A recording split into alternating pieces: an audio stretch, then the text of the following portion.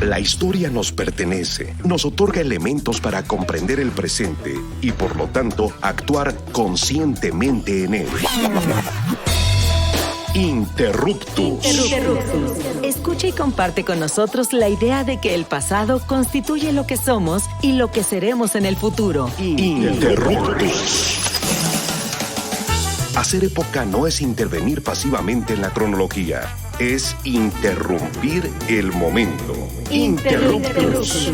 Pasado es presente.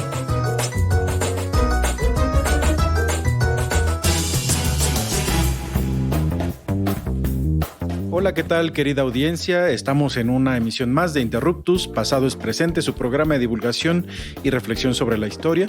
Y el día de hoy, pues como siempre, vamos a reflexionar sobre el pasado con referentes del presente. Les habla Misael Chaboya y antes que nada quiero saludar a Carla y a Augusto que están aquí ya. Hola Misael, ¿qué tal? Hola Augusto, pues yo estoy como siempre muy contenta de grabar este programa de Interruptus. Hola Carla, hola Misael, hola a todo nuestro público que nos escucha. Yo igual estoy muy contento de estar aquí grabando una nueva emisión de nuestro programa Interruptus. Así es, y bueno, pues como siempre grabando desde el Instituto Mexicano de la Radio en el fabuloso Estudio B. Y pues hoy vamos a conversar sobre el día de... A ver, jóvenes, compartan con el grupo el chiste de qué se ríen tanto, es decir, del Día del Maestro y la Maestra. Pues justamente es una conmemoración muy importante, pues al menos para mí, porque soy maestro, ¿no? ¡Feliz día! Así que queremos felicitar a las maestras y a los maestros que nos escuchen, porque bueno, pues sabemos que el docente o la docente es una figura central, pues en la formación académica, claro, pero también formación social, moral, política, cívica. Prácticamente toda la población o la mayoría de la población de nuestro país ha pasado y ha estado frente a un docente o una docente que le ha dejado algo en su vida, ¿no? Y bueno, quería comentarles pues que justamente el Día del Maestro se celebró por primera vez en México el 15 de mayo de 1918 en el gobierno de Venustiano Carranza, pero desde 1994 la ONU eligió el 5 de octubre y bueno, que nuestro país finalmente no se integró porque ya tenía su fecha, también justamente se conmemora en todo el mundo a la maestra y el maestro como figura central también en la educación. Y bueno, pues se trata de un homenaje a esta profesión, de transmitir el conocimiento en el contexto educativo también.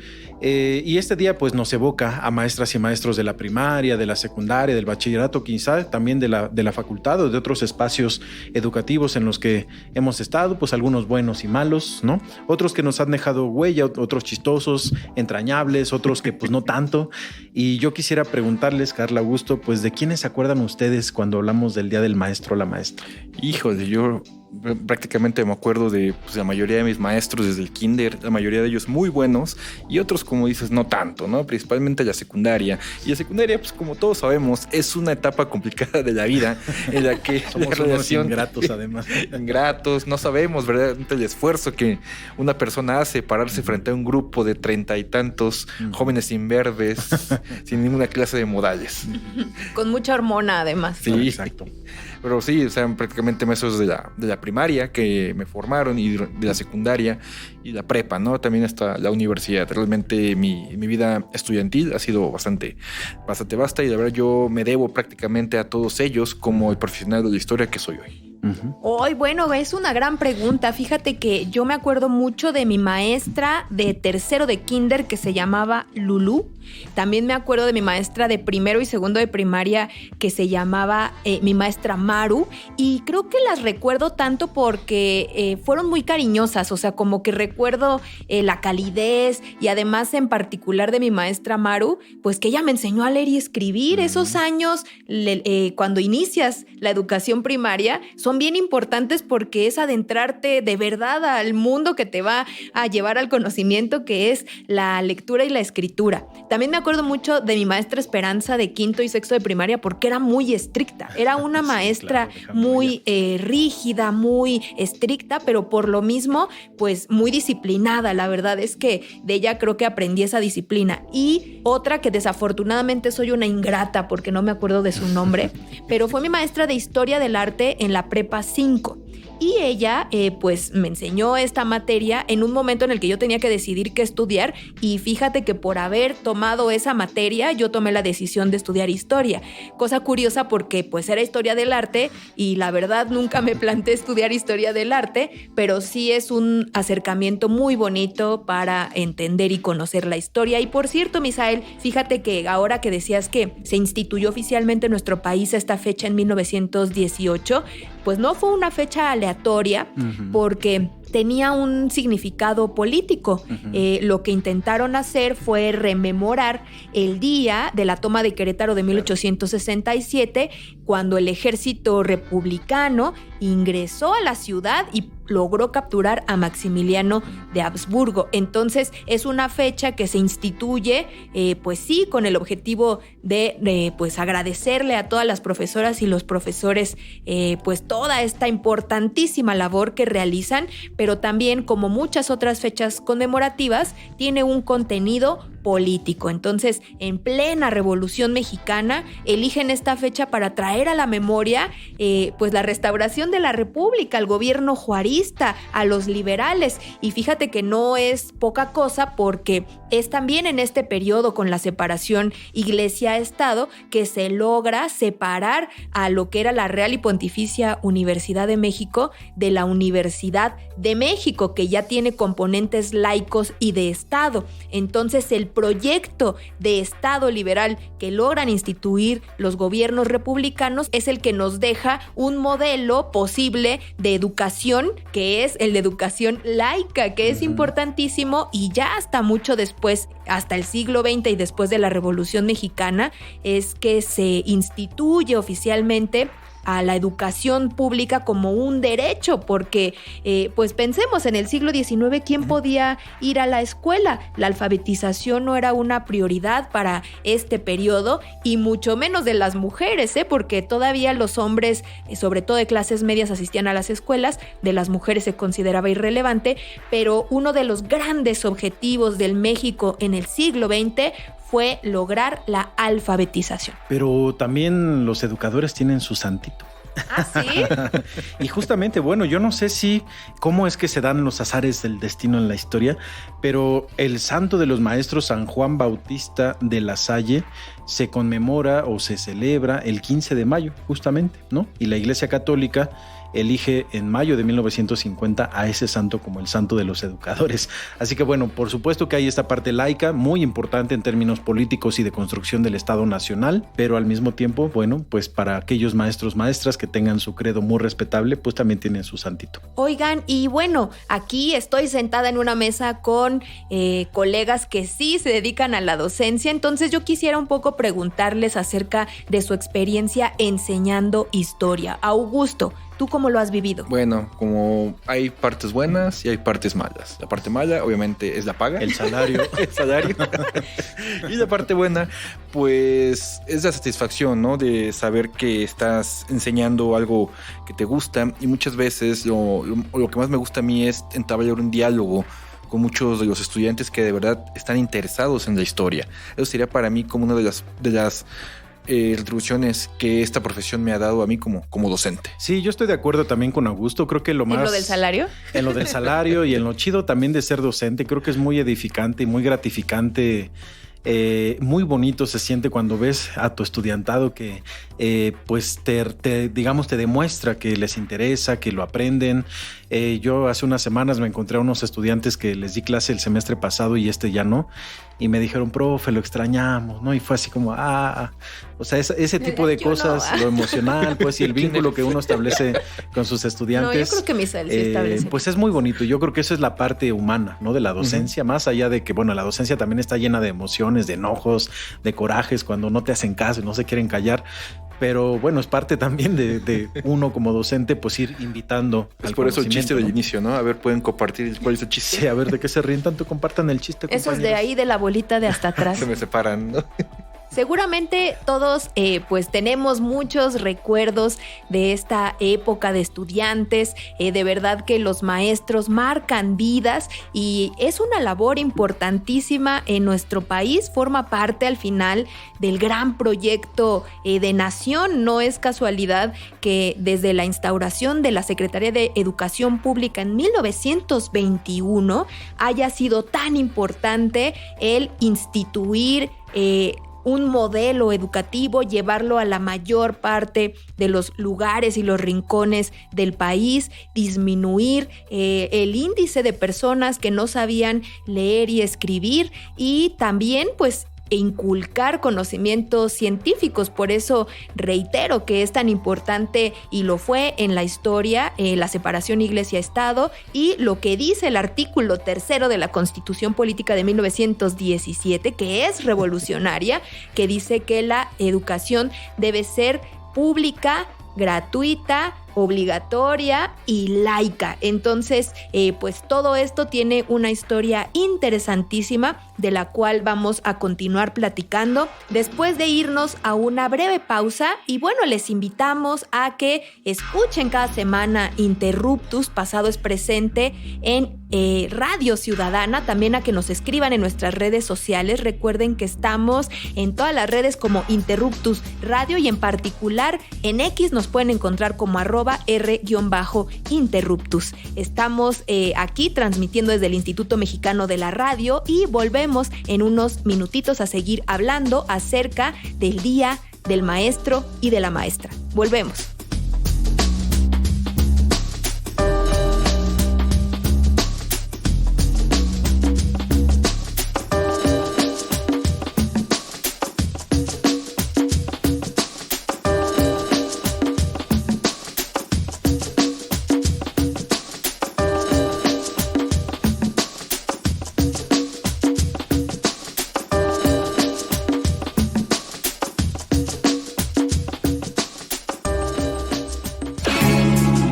La historia es nuestra, porque la hacemos todos los días. En un momento continuamos. Interruptus. Pasado es presente.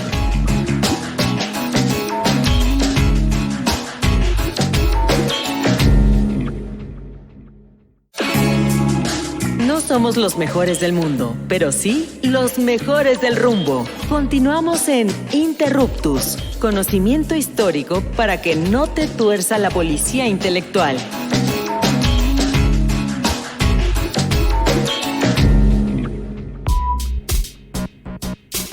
Amigas y amigos de Interruptus, regresamos al segundo bloque de nuestro programa. Estamos conversando sobre el Día del Maestro y la Maestra, pláticas sobre las maestras en la historia de México.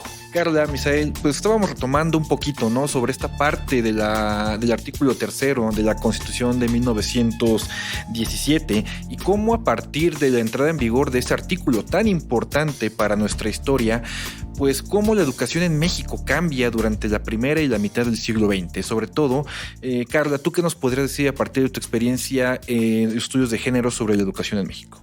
Pues esa es una muy buena pregunta, porque no es casualidad que todavía en el presente la mayoría de las docentes del nivel básico sean mujeres, tanto a nivel de educación inicial como en las primarias. La mayoría son profesoras y eso tiene que ver con una feminización de la labor docente que ocurre desde el siglo XIX. Algunas de las pocas profesiones que se observan como aptas para las mujeres tienen que ver con una extensión del rol tradicional que se ha considerado para las mujeres, que tiene que ver con la formación, con los cuidados, es decir, ser profesoras, así como ser enfermeras, se consideraba una extensión del trabajo al que naturalmente estaríamos llamadas las mujeres, las labores, ¿no?, propias de su sexo. Exactamente. Como entonces, pero ya existían institutrices, ¿no?, antes de la profesión de maestras como tal.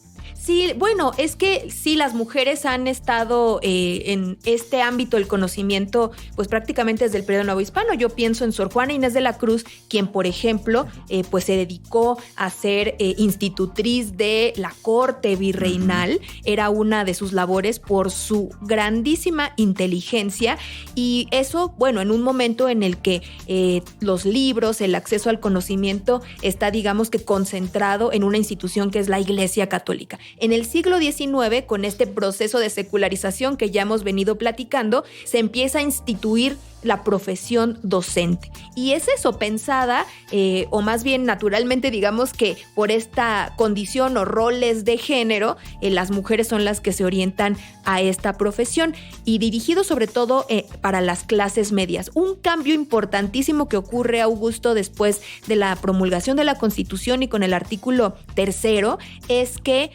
pues empieza a haber una responsabilidad del Estado mexicano para ahora sí llevar la educación pública y gratuita a todo el país, es decir, se convierte en un proyecto de Estado, que es lo que no había existido en el siglo XIX y que se lleva a cabo a través de la SEP. El gran proyecto, por ejemplo... De Vasconcelos cuando era bueno, por ejemplo. Porque después se vuelve Antes malo. de pirarse.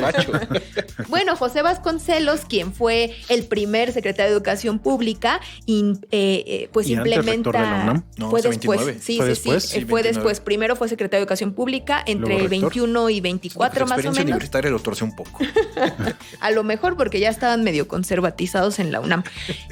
Pero su proyecto lo que busca es la alfabetización del mayor número de personas a través de las misiones culturales, que por cierto una profesora de origen chileno, Gabriela Mistral, fue la que imprimió como esa pedagogía de las misiones culturales en nuestro país. También otra cosa que hizo Vasconcelos fue un gran proyecto editorial. Él quería que los niños y las niñas tuvieran acceso a los libros. No existía todavía el libro de texto gratuito como se instituyó a partir de 1960, pero lo que sí hizo Vasconcelos fue llevar los clásicos a todas las niñas y los niños del país, y bueno, eso fue muy criticado porque en su momento se decía lo importante es que aprendan a leer, a escribir, no que estén leyendo a Platón y a Homero y la Ilíada y la Odisea, pero bueno, era en su visión pues lo que él pensaba que tenía que conocer la población mexicana. Creo que se decía en la época que la educación debía ser racional, científica, objetiva y no sé qué, ¿no? En esta, digamos, pugna del Estado mexicano de principios del siglo XX contra la idea del fanatismo religioso. Y fíjense, estaba buscando el dato, en la Constitución de 1857, esa gran Constitución liberal, se establece ya en el artículo 3º, quizá un primer simiente de la educación. Dice, la enseñanza es libre, la ley determinará qué profesiones necesitan título para su ejercicio y con qué requisitos se deben expedir, ¿no? Entonces ya por lo menos aparece una idea ahí de la enseñanza debe ser libre, que después ya en los artículos y en la Constitución del 17 se fortalece esta idea como un deber del Estado mexicano llevar la educación, ¿no? Exacto, o sea, para la década de 1920 pues se da un gran impulso a la educación del México rural. Por lo general sabemos que durante el siglo XIX la educación únicamente estaba confinada a las ciudades más importantes, pero es a partir de este proyecto de la Secretaría de Educación Pública de masificar la educación cuando empiezan a enviarse y a prepararse maestros para ser enviados a distintas partes de la República. Es cuando surgen las rurales, las normales rurales. Sí, los normales rurales, pero estas incluso ya existían antes durante la época porfiriana. Recordemos al más ilustre de los maestros normalistas, el general Plutarco Elías Calles. Claro. Maravilloso, porque es la conjugación de lo que implicaba ser normalista, después llegar a pues el ejército, estar en plena revolución, llegar a la presidencia, pero además él sí tenía este proyecto desfanatizador que comentabas, Misael.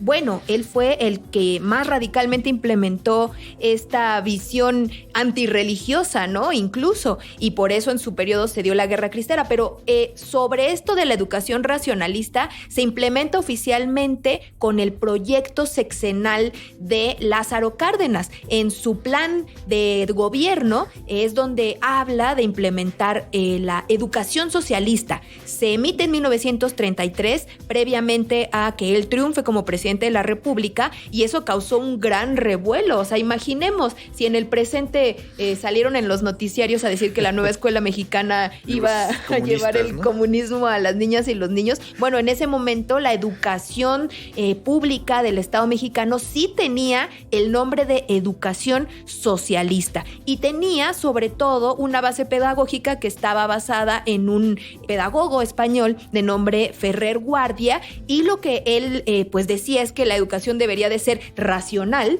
es decir, únicamente apelar a la razón, debería ser científica y laica, desfanatizadora. Entonces, con estos componentes se implementó en nuestro país ese gran proyecto que fue la educación socialista y bueno, pues avanzó muchísimo en ese momento. Por ejemplo, en las escuelas tener educación pues con respecto a lo que implicaba la comunidad, huertos en las escuelas, educación física. Entonces es aquí donde se implementa ese modelo que es algo parecido a lo que vemos en la actualidad. Aunque habría que poner ahí unos bemoles porque como parte justamente de estas enseñanzas artísticas, deportivas, va un poco metido ahí un pensamiento muy de la época que es la eugenesia, ¿no?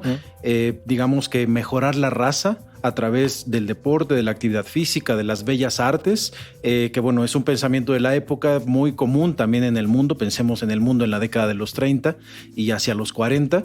Entonces, pues sí, digamos que tiene esta característica muy interesante, pero al mismo tiempo, vista a distancia, podría pues, también leerse un poco del impacto de esta educación, sobre todo en la población indígena de México, ¿no? E incluso también algo que más recientemente se ha discutido es el proyecto hispanizante de la educación en este periodo, que implicaba expandir el uso monolingüe del español, es decir, que las comunidades indígenas dejaran sus lenguas maternas, y yo creo que sí fue un momento clave el de la expansión del sistema y de los programas educativos, pues en el que nuestro país, digamos que avanzó más la hispanización y por lo tanto la paulatina desaparición de las lenguas indígenas. Sin embargo, bueno, veámoslo como lo veamos, con estos bemoles, sí es un gran proyecto de Estado, es una misión y una visión muy noble de los gobiernos el que la población pues acceda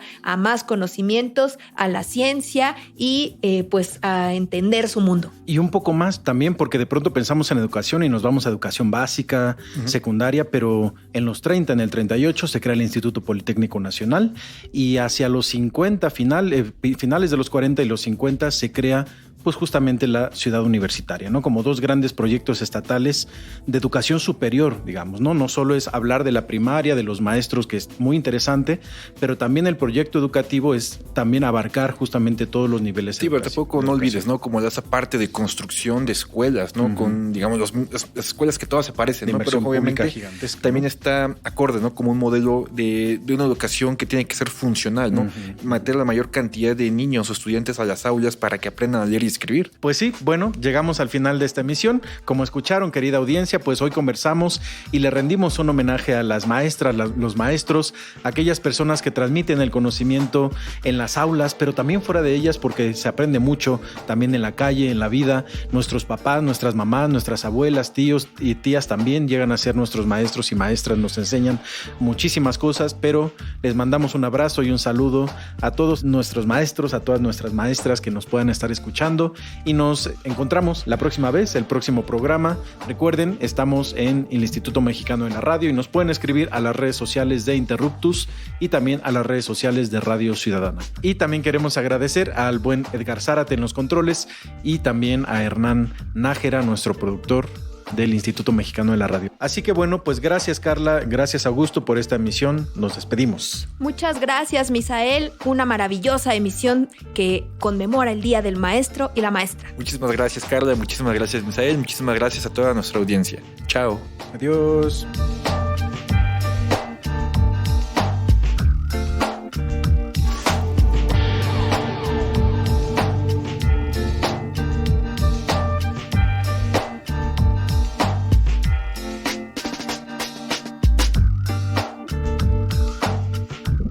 Interruptus. Los esperamos la próxima semana para seguir indagando en la diversidad cultural y social de México, desde la mirada histórica. Interruptus. porque comprender nuestro pasado es primordial para entender nuestro presente. Interruptus. Pasado es presente.